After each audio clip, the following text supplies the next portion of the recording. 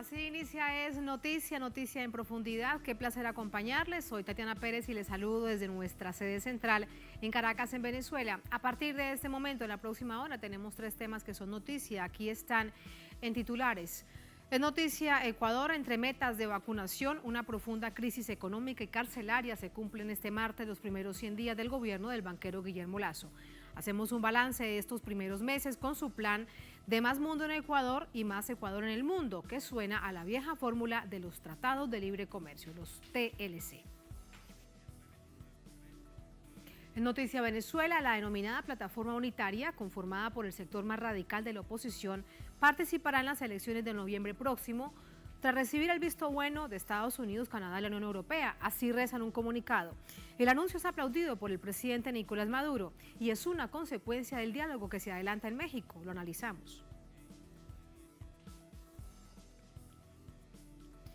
Y en noticia Estados Unidos en titulares, en un nuevo discurso para justificar el fracaso en Afganistán. El presidente Joe Biden revela que cada día se suicidan 18 veteranos de guerra estadounidenses, una dramática cifra que evidencia el abandono del Estado a quienes envían a mantener, en este caso, una invasión de 20 años. Profundizamos en ello. Noticia que así comienza. Bienvenidos, bienvenidas.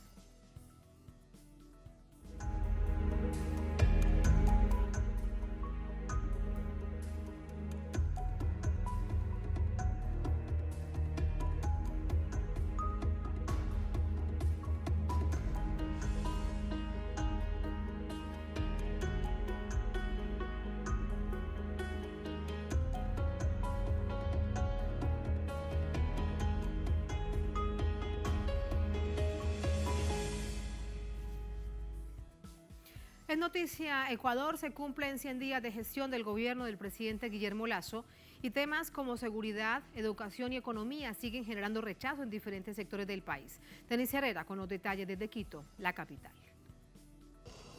El presidente Guillermo Lasso cumple 100 días de su gestión y temas cruciales como el económico, educativo y seguridad aún no han tomado ningún camino concreto. Incluso, varias de las reformas planteadas por el gobierno y que están en debate en la Asamblea han sido rechazadas por diversos sectores, como fue la reforma a la Ley de Comunicación denominada por el Ejecutivo como el proyecto de Ley de Libertad de Expresión. Se está entendiendo desde otro lado la comunicación y ese entender desde fuera del derecho nos deja a nosotros afuera. Entonces, a nosotros nos llama la atención eso, o sea, que la ley de comunicación no tome al actor comunitario como un actor de la comunicación y que por tanto solo delimite a la comunicación como este ejercicio de los medios privados. El recorte al presupuesto en educación y la aplicación a las reformas de la Ley de Educación Intercultural son temas que aún están en discusión y obligó a los maestros a declararse en huelga de hambre. Estamos en pie de lucha para indicarle a la Corte Constitucional que este magisterio es consecuente, que la Corte Constitucional debe de emitir un fallo a favor de la educación de calidad, laica, gratuita. Y también le decimos al señor Lasso que debe de invertir en el presupuesto en educación, que esta huelga de hambre se la ha realizado con el objetivo de que el sistema educativo cambie en sus políticas de Estado. Asimismo, existen reclamos de diferentes sectores de agricultores e indígenas que exigen la eliminación de la banda de precios al combustible. Asimismo, hay mucha expectativa en temas de reforma laboral y tributario. Analistas y diferentes sectores han expresado que si bien el plan de vacunación ha sido un éxito, hay temas que deben ser resueltos. Es una medida contingente. Una vez que esto ya se ha cumplido, la gente le va a pedir decisiones de fondo. Y eso pasa por solucionar el tema del desempleo, ¿sí?, que está anclado a la crisis económica. Y para solucionar el tema del desempleo, me parece que ya el régimen ha ido dando algunos visos de mayor agresividad y ofensiva política. Hay que dejar en claro que se trata de un gobierno de corte neoliberal. En los primeros 100 días de gestión, el presidente Lasso también ha tenido que afrontar nuevos enfrentamientos en las principales cárceles del país, decretando la emergencia carcelaria, de tal forma que la seguridad sigue siendo un tema pendiente. Entre enero y julio del 2021 ocurrieron en Ecuador 1.229 muertes violentas. En el mismo periodo, pero en el 2019, hubo 592 casos, marcando un incremento del crimen organizado del 108%, relacionadas principalmente con el narcotráfico. Denise Herrera, Telesur Quito, Ecuador. Así entramos con el análisis. Nos acompaña para ello Ramiro Aguilar Torres, es abogado y político ecuatoriano, nos acompaña desde Quito, la capital. Abogado, muy buenas noches, bienvenido.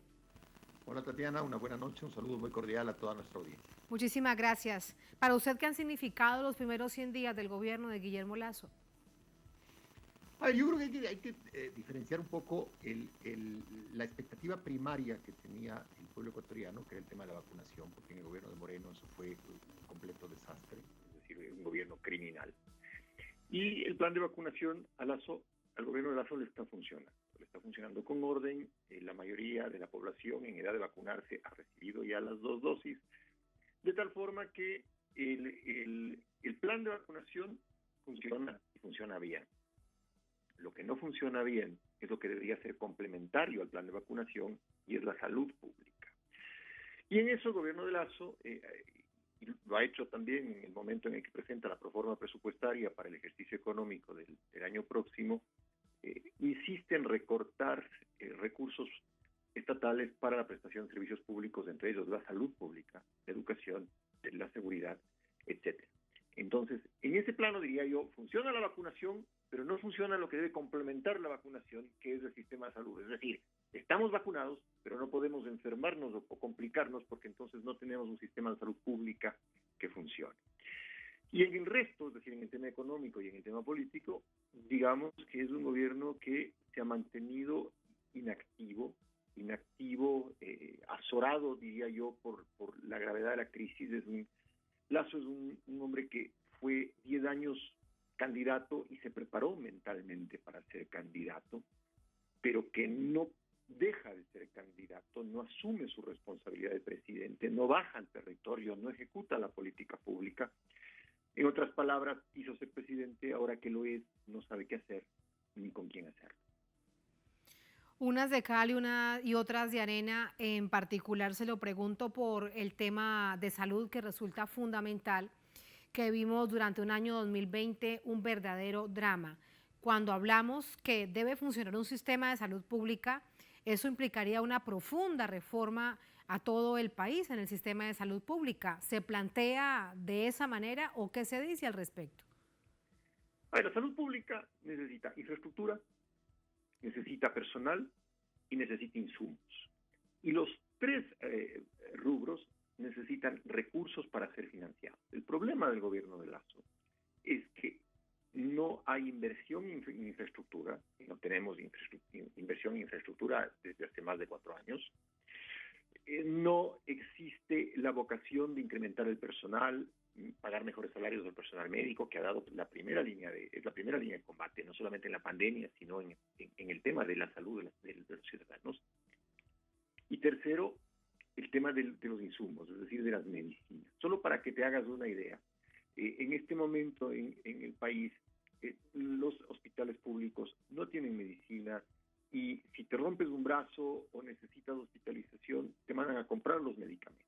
Y si tienes la suerte de encontrar cama, entonces la salud pública básicamente es disponibilidad de camas, disponibilidad de equipos, disponibilidad de médicos y disponibilidad de medicina, de fármacos. Y eso solamente se puede satisfacer con recursos. En la proforma presupuestaria presentada por el gobierno de Lasso para el ejercicio económico del 2022, porque este año estamos con el presupuesto prorrogado, no hay un incremento de recursos en salud. Todo lo contrario, creo que sigue castigando a la prestación de servicios públicos. Entonces, hay un discurso ambivalente. Sí, ok, vacunemos a la gente, pero si la gente se enferma, tiene que ver dónde se cura. Y muy grave que esto suceda, porque él también plantea, y que es una contradicción, que con un pueblo saludable, con un pueblo vacunado, toda la inmunidad del rebaño que él habla, pero con un pueblo sano habrá reactivación económica. Y entonces allí es cuando hablan sus ministros de más mundo en el Ecuador y más Ecuador en el mundo, y hablan de los tratados de libre comercio. Su opinión. Mira, yo creo que Lasso en eso es un mero parlante, un mero intérprete de las expectativas más audaces del neoliberalismo en América Latina y particularmente el neoliberalismo en el Ecuador, que se ancla al discurso facilista que tiene 2 palabras mágicas: emprendimiento, como si fuera fácil emprender. Para emprender necesitas recursos, seguridad jurídica, capitales semilla por parte del Estado, pero no, te quedas en la palabra emprendimiento y te quedas en la palabra del libre comercio, de llenar los mercados internacionales con productos ecuatorianos, cuando el Ecuador todavía no resuelve un problema básico, que es el problema de la competitividad. Entonces Lasso, en vez de afrontarlo de fondo, que es competitividad, que es el inyectar recursos a la economía, porque no puedes confiar solamente en que la gente esté sana para trabajar, tienes que darle recursos a la economía. El Ecuador acaba de recibir $1.000 millones en derechos especiales de giro no reembolsables por parte del Fondo Monetario Internacional. Y Lasso no sabe qué hacer con ellos, no tiene una idea clara de qué hacer con ellos. Lo que sí sabe es que no va a inyectarlos a la economía del ciudadano, de la pequeña y mediana empresa directamente. Entonces sí, funciona el discurso facilista, emprendimiento, libre comercio, pero no resuelves lo de fondo. La necesidad de capitales semilla por parte del Estado y el hecho de que tienes que ser competitivo, y para ser competitivo tienes que tener reglas de política económica y de política pública claras, transferencia de conocimiento, transferencia de tecnología, etcétera. Entonces le veo muy simple. Pero además, abogado, el mantenimiento de la vieja fórmula neoliberal de los tratados de libre comercio que bien conocemos en América Latina, que no funcionan para generar empleo. Eso es mentira. ¿Para quién va ese discurso? Es que el Tratado de Libre Comercio no funciona en la medida en la que tú no tienes productos para exportar. Pues lo que hace el Tratado de Libre Comercio, si tú no tienes una economía fuerte en exportaciones, es llenarte de importaciones, y en una economía dolarizada como la del Ecuador. Si tienes todavía... Claro, porque son procesos de economía asimétricos. ¿Cómo competimos desde nuestros países, por ejemplo, con potencias como Estados Unidos o Canadá, dependiendo de los productos, que además no tienen valor agregado? Exacto, y agravas el problema de la brecha en la balanza de pagos, claro, que en una economía dolarizada te plantea el problema de que salen más dólares por concepto de importaciones que lo que entra por concepto de exportaciones. Entonces, sí, a mí me parece que los tratados de libre comercio deben analizarse con mucho cuidado cuando no eres competitivo y, como tú bien afirmas, no tienes la posibilidad de darle valor agregado a tus productos.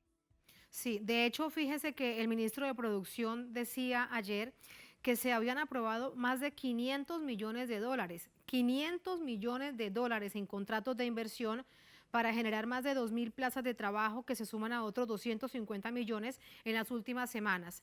¿Estos dineros, abogados, son de los préstamos del Fondo Monetario Internacional?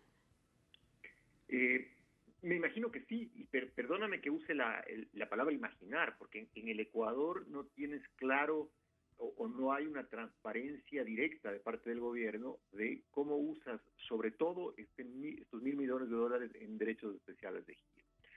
Y también permíteme dudar, es decir, no sé si lo que dijo el ministro de la Producción es cierto, tomando en cuenta que además tienes una cantidad muy importante de proveedores del Estado que están impagos. Entonces, no sé si te alcancen los $1.000 millones para cubrir los pasivos que tienes con tus contratistas y proveedores a los que no les has pagado, y encima, además, querer esta idea, materializar esta idea optimista de entregar $500 millones para emprendimientos. Es decir, permíteme usar estas dos palabras. Puede ser que sí, pero también habría que dudar si es cierto. Dudar, entonces. En el marco de las políticas públicas, otro asunto que ha sido muy criticado, porque sin duda es un asunto preocupante y doloroso para las familias que han perdido a sus familiares en las cárceles. Hemos visto la cantidad de muertos producto de enfrentamientos, en algunas oportunidades en hechos muy confusos, pero lo que evidencia es que hay una crisis carcelaria, y esto también analizarlo más profundamente como una consecuencia de un problema de seguridad en las zonas más vulnerables del país. ¿Cuál es su visión acerca de ello?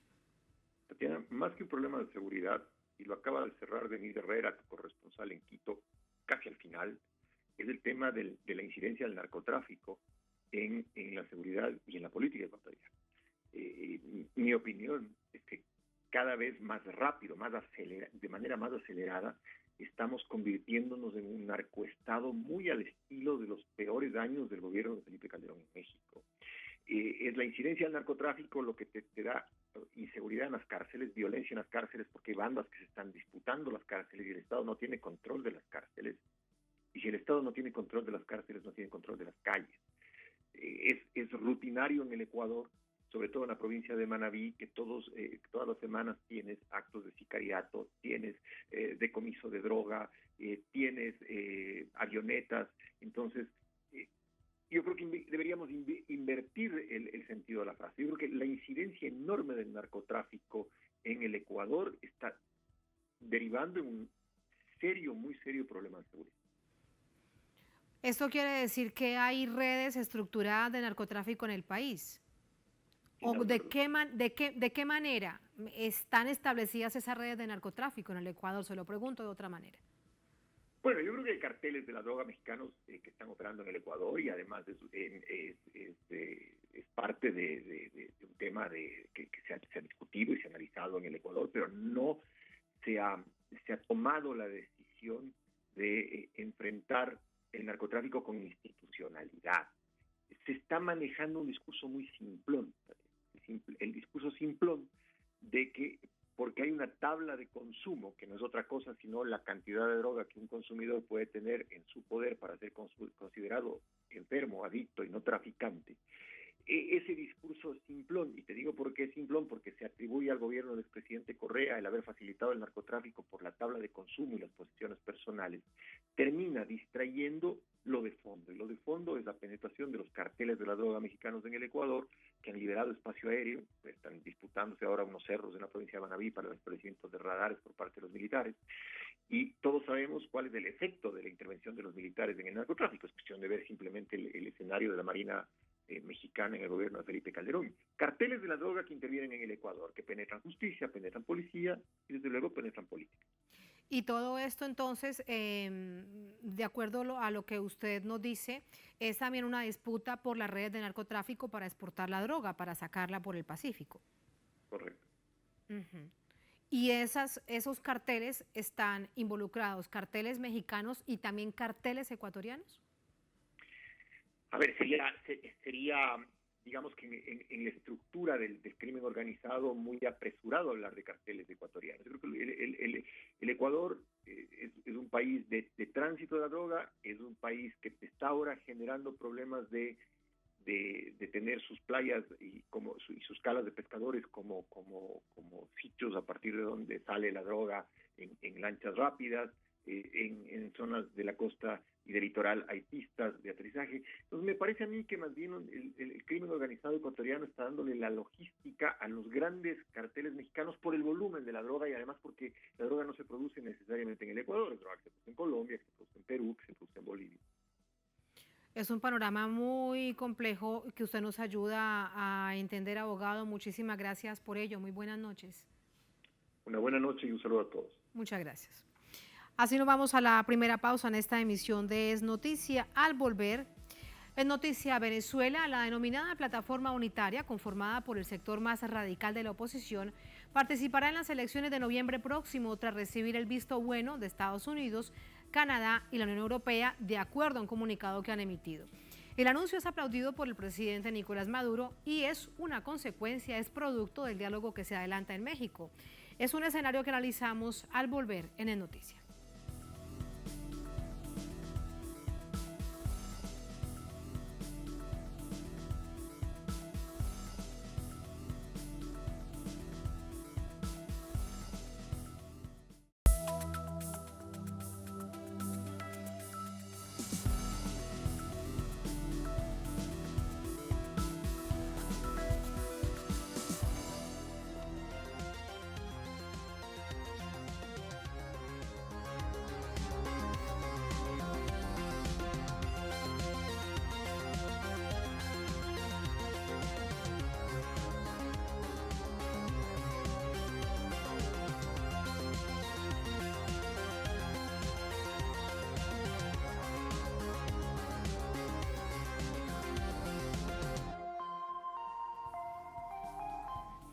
En Noticia Venezuela, como resultado del proceso de diálogo en México, la llamada plataforma unitaria que aglutina sectores de la oposición más radical y golpista, confirma su participación en las elecciones de próximo noviembre, elecciones de alcaldes y gobernadores. Vamos a verlo. La plataforma unitaria de la oposición participará en las elecciones regionales del próximo 21 de noviembre, con la tarjeta de la Mesa de la Unidad Democrática. La decisión surge, según representantes de la coalición, de un proceso de deliberación interna que incluyó a líderes locales, regionales y nacionales.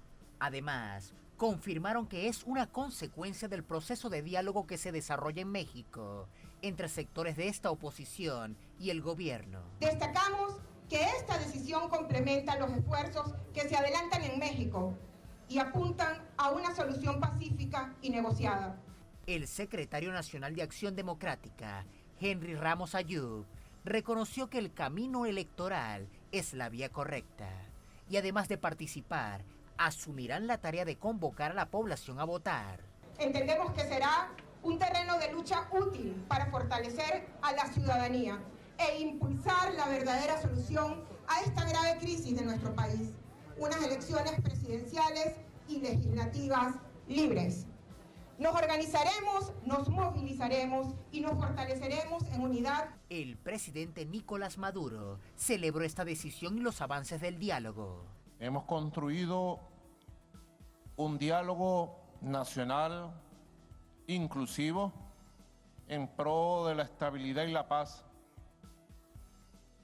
Somos respetuosos del pueblo, en primer lugar, de sus opiniones, y somos respetuosos de todas las instituciones de la vida nacional que en medio de la pandemia y de los acosos imperialistas internacionales han resistido, y hoy puedo decir que las instituciones están más fuertes que nunca.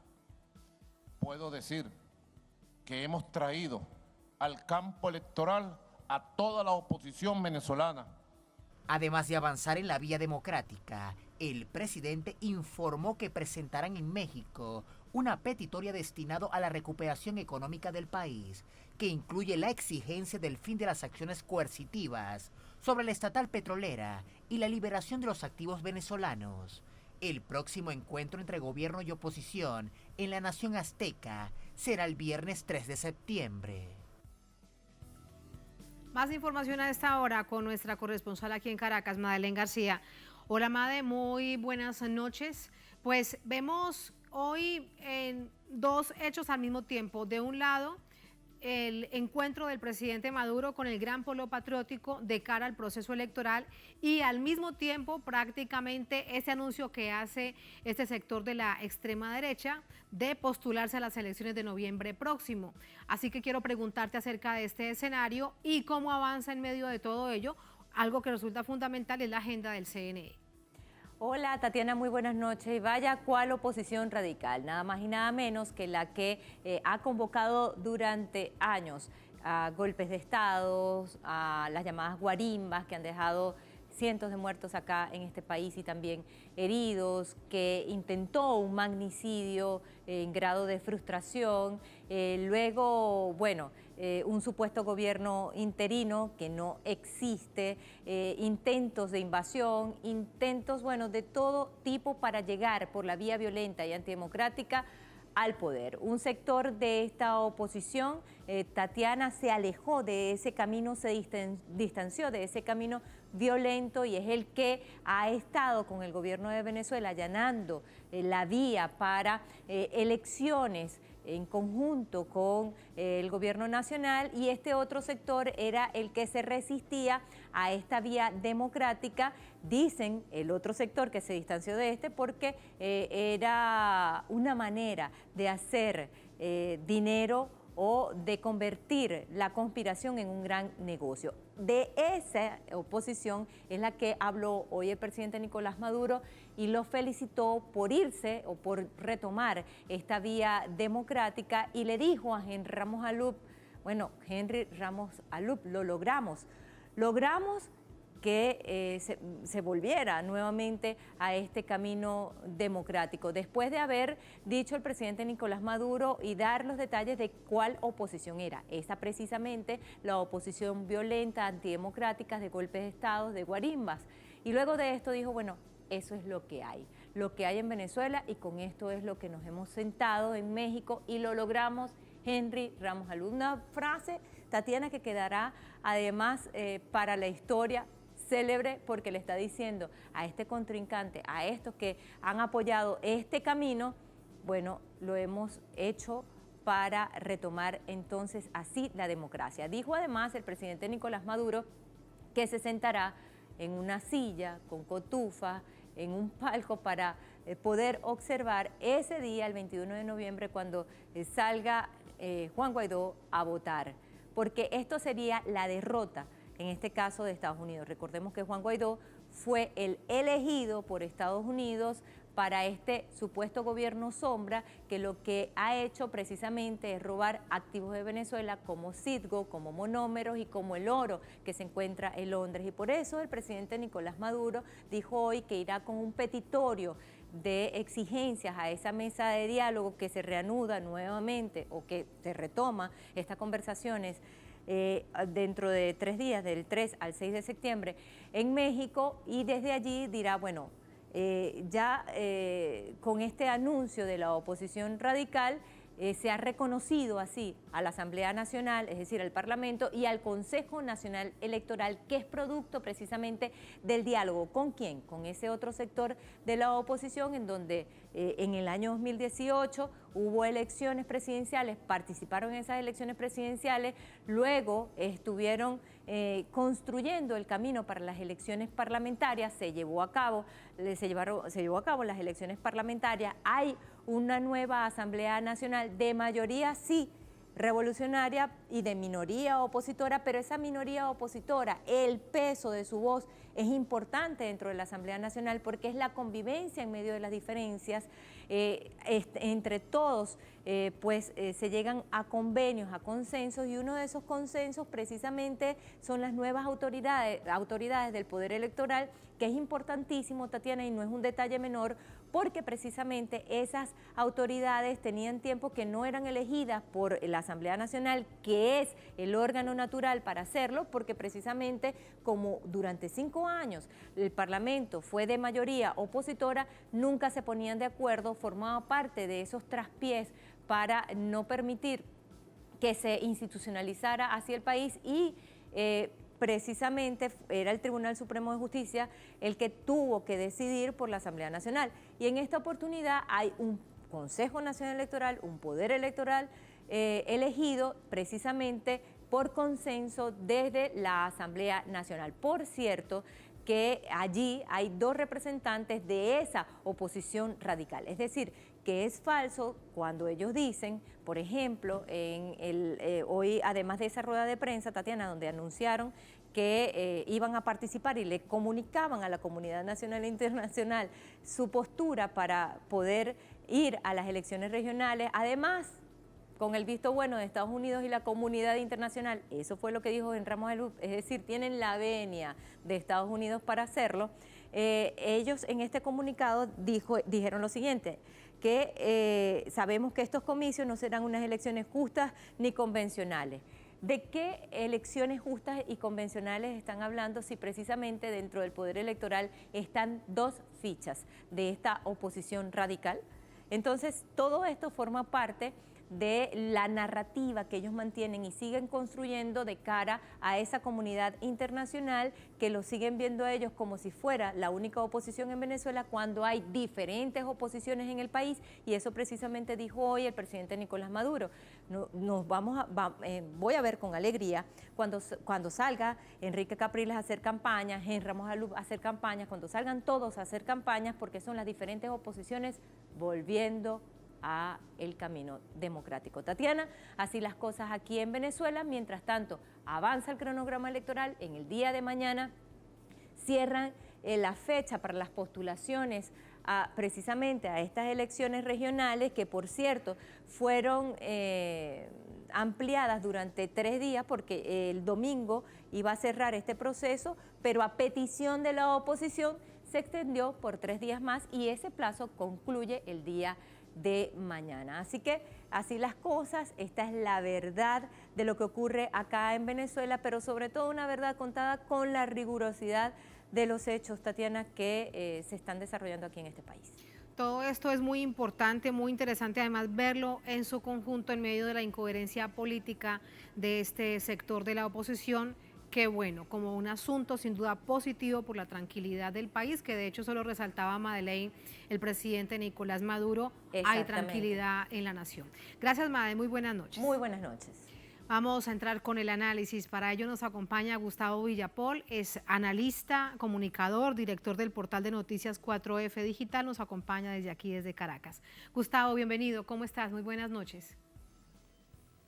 Tatiana, ¿cómo estás? Un placer estar nuevamente aquí en Telesur. Un abrazo a todo el equipo. Muchísimas gracias. Primero quiero preguntarte acerca de la manera en cómo envían este anuncio a Venezuela, a todo el país, a través de un comunicado en donde destacan este grupo conocido como el G4, que han tenido el aval para tomar esta decisión de participar en las elecciones del próximo 21 de noviembre de Estados Unidos, Canadá y la Unión Europea. Sí, nada sorprende.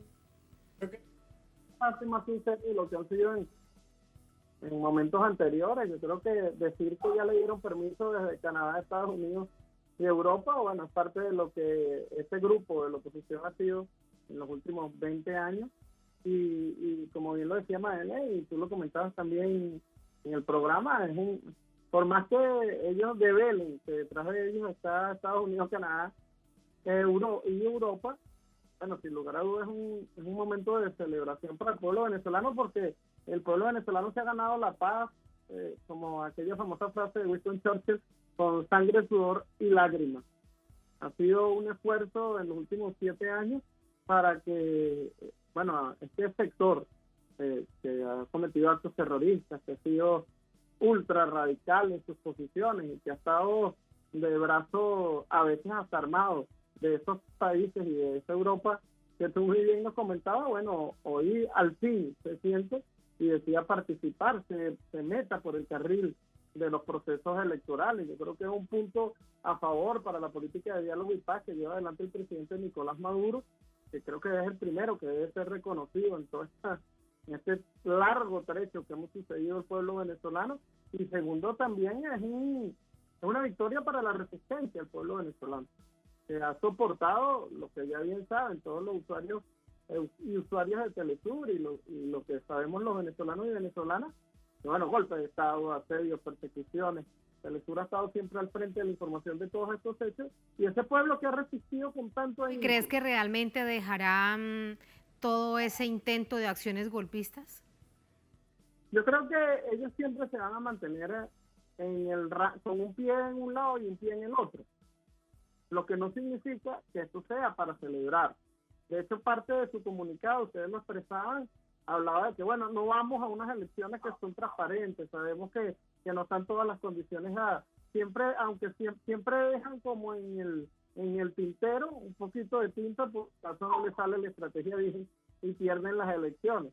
Que hasta este punto indica que, bueno, todo el esfuerzo que ha venido realizando las fuerzas bolivarianas dentro del país, con un proceso de postulaciones internas, un proceso de primaria, ahora un proceso de campaña que ha venido acumulando fuerza, indica que las fuerzas del sueño bolivariano van a tener una victoria el 21 de noviembre, pero ellos comprendieron que la única forma de acceder, como en todas partes del mundo, a los espacios de poder es a través de la vía democrática, y eso hay que celebrarlo, pues. Ahora, lo que sí creo, Tatiana, y creo que es muy importante que lo digamos, es que su reinserción en la sociedad, que ellos hay que tratarlos como unos compañeros que se están reinsertando en la sociedad venezolana, ¿no? Estaban al margen de la ley y se están reinsertando en la sociedad, no puede ser con impunidad. Es muy importante. Sí, pero antes de eso, permíteme preguntarse si también debe verse como un fracaso, porque todos esos intentos desestabilizadores, pues ninguno al final de cuentas le salió bien. Por fortuna para el pueblo venezolano, por fortuna para el gobierno y la institucionalidad, pero ninguno de esos intentos le salió bien, fueron un verdadero fracaso. Estados Unidos salió derrotado. Yo creo que al día de hoy, con el comunicado del 4G, podemos demostrar que Estados Unidos fracasó en la opción violenta contra el pueblo venezolano en los últimos 7 años. La estrategia Guaidó de nombrar un presidente paralelo, que lo hicieron en Afganistán, lo hicieron en Libia, lo hicieron en Siria, nombraron un gobierno paralelo también. En Venezuela, al igual que en Siria, fracasó. El pueblo venezolano le demostró que la única forma que que conoce este pueblo en los últimos 22 años para acceder a cualquier espacio de poder, desde el más microcomunitario hasta la presidencia de la República, a través del voto electo, universal y secreto, o a través de cualquiera de los mecanismos de participación que garantiza nuestra Constitución. Y bueno, es una derrota a la oposición extremista de Venezuela, una derrota al gobierno de los Estados Unidos, y es una gran victoria para las fuerzas de diálogo, paz y esperanza que representan las fuerzas bolivarianas, no solo dentro de Venezuela, sino para el continente. Yo creo que esta nueva ola de gobiernos progresistas que va agarrando fuerza dentro del continente tiene mucho que ver también con esa resistencia del pueblo venezolano. De haber sido derrotado el gobierno bolivariano en los últimos 7 años, otro gallo cantaría en este momento en Latinoamérica. No tendría la misma afluencia este conjunto de gobiernos progresistas que se han venido dando y que sí seguramente seguirán llegando en los diversos países y en las próximas elecciones que se vienen en varios países de nuestro continente. Sí. Claro, y nos hablabas además que esto no debe plantearse con impunidad. De hecho, el presidente lo decía y también anunciaba que el próximo viernes comienza un nuevo momento, segundo momento de diálogo en México, y la exigencia es el retorno de los recursos, de dineros, de oro secuestrado o hurtado por distintas naciones. Yo creo que hay dos grandes cosas.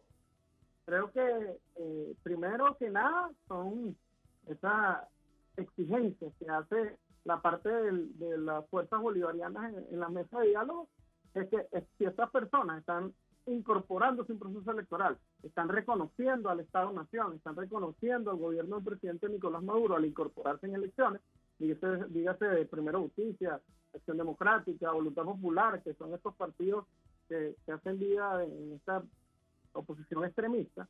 Bueno, si lo están reconociendo, entonces tienen que sentarse del lado del pueblo venezolano para exigir la derogación de las sanciones unilaterales, de las agresiones, de la retención de nuestro oro en Inglaterra, que le devuelvan a Silvio al pueblo de Venezuela, que le devuelvan monómeros, que todos los recursos y toda la persecución internacional que hay contra las empresas que negocian un medicamento para el COVID contra Venezuela, o que negocian simplemente un barril de petróleo con la empresa estatal de petróleo venezolana, bueno, que cese esa persecución. Yo creo que estos grupos, al reconocer al Estado-Nación, tienen que sumarse a esa petición en la mesa de diálogo. Y lo segundo, con el tema de la impunidad, es que, y yo creo que esto ya es a título personal, pero creo que es una petición bien importante al sector de la población venezolana, es que quienes estuvieron los protagonistas, los principales protagonistas de que, por ejemplo, haya 40.000 personas muertas por falta de medicinas en Venezuela, datos del ex canciller Jorge Arreaza y del propio presidente de la República frente a la constituyente, eso no puede quedarse impune. Eso no puede quedarse impune. Entonces yo creo que, sobre todo los actores principales de esta violencia, porque violencia no es solo el acto terrorista de calle o una protesta, ¿no? Cuando hay violencia cuando se promueven sanciones que hacen que personas indefensas fallezcan por falta de medicina o por falta de alimentos o por alguna acción. Entonces creo que la impunidad debe resolverse en esas dos vías. Primero, los actores fundamentales, yo creo que deberían tener las sanciones que determina la ley, ¿no? Y que las investigaciones. Y segundo, sin lugar a dudas, la derogación de las sanciones y de las agresiones unilaterales de los principales gobiernos poderosos del mundo contra esta humilde nación, que por humilde y pequeña no deja ser grande y fuerte para resistir. Con un gran ejemplo, sin duda, para el mundo de resistencia y de resiliencia. Ahora, todo esto enmarcado en las elecciones del próximo 21 de noviembre, te sumo para el análisis también el anuncio que hacía el presidente Maduro. Hay coalición de los partidos que conforman el Gran Polo Patriótico. Así que, ¿cómo ves este escenario? Por demás, muy interesante, político, electoralmente hablando, para Venezuela. La aparición de estos nuevos actores en el escenario electoral hace mucho más interesante la contienda. Comienzo por la oposición. Ellos primero tienen que resolver un conjunto de diferencias. Hasta ahora, en otros espacios, yo he explicado que debe haber tres oposiciones, ¿no? La oposición que se llama democrática, que es la que participó en las elecciones de la Asamblea Nacional electa, en la cual yo participo.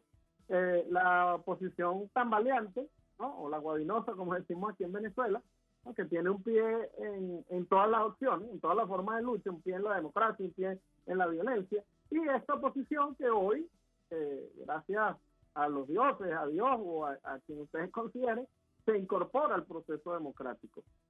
Entonces, en ese sentido, esto hace muy interesante, porque entonces ellos tienen que tomar la decisión si se van unidos, si se van separados, si van a tener candidatos todos contra la fuerza bolivariana, y por el otro lado está el bloque del Polo Patriótico, que hoy estaba reunido con el presidente de la República, el bloque de las fuerzas bolivarianas, que como te lo dije, viene con un acumulado de movilización, con una estrategia bien definida de reforzamiento de las fuerzas en cada uno de los sectores, en cada uno de los barrios, en cada uno de los movimientos sociales, con el Congreso Bolivariano de los Pueblos, donde actúan diversos, más de 40 movimientos sociales de diversos sectores de la sociedad venezolana, con el Partido Socialista Unido y el conjunto de partidos que conforman el Polo Patriótico, que ya tienen su candidatura unitaria para el 21 de noviembre. Este es el escenario muy interesante. Gracias por ayudarnos a dilucidar lo que viene de aquí al 21 de noviembre. Bueno, y muy pendientes también del segundo momento de la mesa de diálogo en México. Gracias, Gustavo. Muy buenas noches. Igualmente, feliz noche. Muy buenas noches. Así vamos a la segunda última pausa en esta emisión de Es Noticia. Al volver en Noticia, Estados Unidos. En un nuevo discurso para justificar el fracaso en Afganistán, el presidente Joe Biden revela que cada día se suicidan 18 veteranos de guerra estadounidenses. Una dramática cifra que evidencia el abandono del Estado a quienes enviaron a mantener una invasión de más de 20 años para el caso específico de Afganistán. Profundizamos en ello al volver en Es Noticia.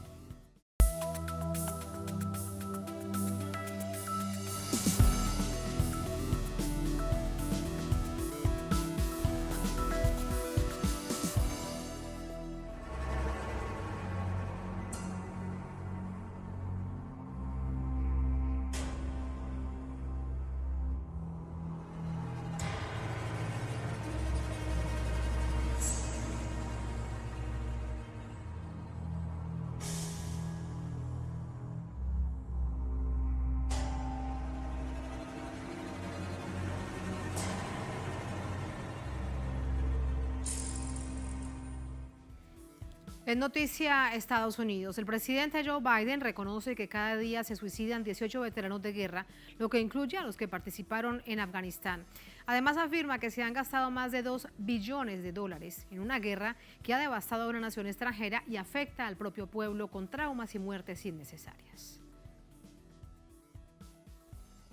En medio de la retirada de Estados Unidos de su intervención en Afganistán, el presidente Joe Biden confiesa lo catastrófico de este suceso en la vida de familias y los efectivos estadounidenses que participaron en la guerra.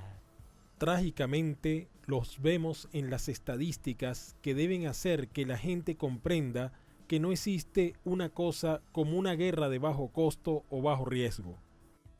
18 veteranos en promedio se suicidan cada día en Estados Unidos. No en otros lugares, aquí en los Estados Unidos. No hay misiones de bajo costo o bajo riesgo en una guerra. Biden reconoció la presencia absurda del ejército de Washington en Afganistán. Debemos ser honestos con el pueblo estadounidense. Ya no teníamos un propósito claro en esta misión sin fin en Afganistán después de 20 años. Me rehúso a enviar a otra generación de hijos e hijas de Estados Unidos a pelear en una guerra que debió terminar hace mucho tiempo. Después de más de $2 billones gastados en Afganistán, $300 millones por día durante 20 años en Afganistán. Sí, el país tiene que escuchar esto. $300 millones diarios durante 2 décadas. El portal digital Cause of War publicó un informe donde se estima que 30.177 de los soldados fallecieron al quitarse la vida en comparación con los 7.057 que causaron baja en operaciones bélicas después de los atentados al World Trade Center en Nueva York hace casi 2 décadas. Cause of War señaló que el gasto federal de las guerras que ocurrieron tras el 11S excede los 6,4 billones de dólares, a los que se suman violaciones de derechos humanos y libertades civiles. En este contexto, más de 38 millones de personas en el mundo sufren la condición de refugiados y desplazados debido a las guerras e invasiones donde interviene Estados Unidos. Analistas señalan que el régimen de Washington posee más de 750 bases militares implantadas en alrededor de 80 países en todos los continentes al servicio de las guerras eternas del Pentágono. Vamos a profundizar en ello. Para esto nos acompaña Medea Benjamin. Ella es especialista en salud pública, economía, activista política, escritora, cofundadora del Grupo de Derechos Humanos Global Exchange, y Coldplay nos acompaña desde Washington, D.C. Medea, un gusto saludarla. ¿Cómo está? Muy bien, gracias. Un gusto. Muchas gracias. Medea, es una cifra realmente aterradora. 18 veteranos de guerra estadounidenses se suicidan cada día, de acuerdo a lo que decía el presidente Joe Biden. Esto es una información pública, todo el mundo lo sabe. ¿Desde hace cuánto tiempo sucede? El público no sabe mucho sobre la vida que pasan los veteranos después de que lleguen de las guerras, pero es importante saber que muchos de los soldados que regresan tienen un sentido de culpabilidad por la participación en la guerra, tienen muchas dificultades en reintegrarse a la vida civil. Hay varias razones por las cuales hay tantos suicidios. Por ejemplo, tienen mucho acceso a armas, saben bien cómo usarlas, tienen traumas y esto es parte de la guerra. Yo creo que fue bueno que el presidente Biden habló de eso y dio esa cifra al público que no tiene idea. Sin duda, llama la atención y no hay otra forma de decir que es aterrador hablar de 18 veteranos de guerra que se suicidan cada día. No solamente decía él por la guerra en Afganistán, no daba el detalle, pero sin duda que también incluye a los veteranos de guerra de Afganistán después de 20 años de invasión. ¿Hay información que permita establecer qué es lo que sucede cuando están en terreno? Sí, es que además de toda la presión, de todas las denuncias de violaciones de derechos humanos por parte de los locales que cometen las fuerzas estadounidenses, Medea, hay también, por ejemplo, uso de medicamentos.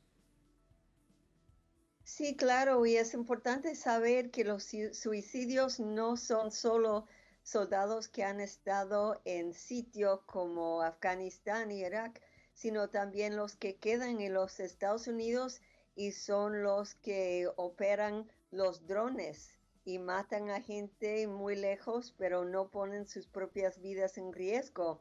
Pero luego tienen ese sentido de culpabilidad también. Tenemos un amigo, Daniel Hale, que está en la prisión, que ha tratado varias veces de suicidarse por su sentido de culpabilidad de haber matado a civiles por esa campaña del uso de drones que ha sido utilizado mucho en estos 20 años.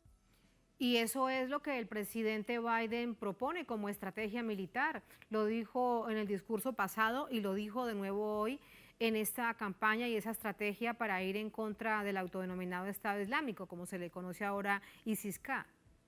Es decir, esto no va a detenerse. Sí, claro, y eso es la responsabilidad de nosotros, el pueblo de los Estados Unidos, de decir que queremos parar con la guerra completamente, no solo el retiro de las tropas, sino también de no usar los aviones, los drones, las bombas para continuar la guerra en otra forma. Sí, y te preguntaba además también por el uso de medicamentos, Medea. En medicamentos sí, hay muchos que regresan de las guerras que no quieren pedir ayuda de los expertos en traumas mentales porque piensan que eso es una forma de debilidad son muchos que son machistas, que no quieren pedir ayuda, entonces empiezan a tomar no solo medicamentos, sino otra forma de drogas para tratar de olvidar lo que pasó y tratar de automedicarse. ¿Es una forma de abandono estatal, Medea, o existen realmente redes de apoyo en el país para estos veteranos de guerra conociendo esta situación tan complicada? Hay una falta de lugares donde pueden adquirir para tener esa ayuda mental, y hay también muchos problemas para los que tienen problemas físicos también. Como nuestro país gasta tanto en la guerra, no tenemos dinero suficiente para invertir en la salud pública, y los veteranos, como el pueblo en general, carece de centros para no solo los traumas mentales, sino de enfermedades. Es decir, que deben ir a los mismos servicios privados que va toda la población estadounidense que no es militar. Y de acuerdo al dinero que tengan, acceden al servicio que les alcance con ese dinero. Ellos tienen sus propios lugares donde pueden ir, que pertenece a los veteranos, pero tienen que esperar mucho tiempo para conseguir citas y dicen que el trato no es muy bueno. Y a todo esto sumar las cifras que también son aterradoras, Medea. 2 billones de dólares, una cifra que a veces no cabe ni en la cabeza, en 20 años de invasión, con 300 millones de dólares por 2 décadas diarios, decía el presidente de Estados Unidos. Todo esto con dineros públicos, con dineros de los contribuyentes estadounidenses. Sí, yo creo que fue muy bueno hoy que el presidente dijo esa cifra de 300 millones de dólares diarios durante 2 décadas. Eso debe ser chocante para el pueblo americano que está tratando de conseguir mejoras en la salud, en la infraestructura, en la política para contrarrestar los problemas climáticos que estamos enfrentando. Yo espero que van a reflejar por qué estamos gastando tanto dinero en el Pentágono, y eso podría resultar en una demanda del público de reducir el presupuesto del Pentágono. Eso es algo que nuestro grupo Código Rosa, Code Pink, está tratando de hacer una campaña ahora para cortar en mitad el presupuesto del Pentágono.